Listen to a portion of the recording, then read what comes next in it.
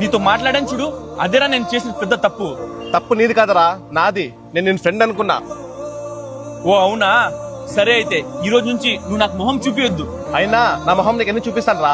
నీలాంటి వాల్యూ అయిన ఫ్రెండ్ నాకు అవసరం లేదు. ఎల్లు, నువ్వు వెళ్తే బాధపడేవాడు ఎవడు లేడు ఇక్కడ. ఏమైంది? ఏమో బండి స్టార్ట్ అవ్వట్లేదు సడన్ గా. తొందరగా ఏదో ఒకటి చేయి, మా అన్నయ్య ఇంటి దగ్గర వెయిట్ చేస్తుంటాడు. నేను త్వరగా ఇంటికి వెళ్ళకపోతే అంతే నా సంగతి. సరే ఉండు, ఫోన్ చేస్తున్నా మా ఫ్రెండ్కి. హలో,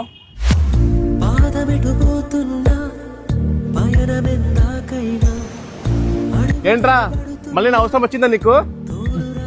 నీకు తెలిసిందే కదరా, నువ్వు లేకుండా నాకే పనులు జరగవని. తీసుకోరా కార్ తీసు. మీ ఇద్దరు హ్యాపీగా కార్లో వెళ్ళండి, నా బైక్ తీసుకొస్తా. సరే జాగ్రత్త.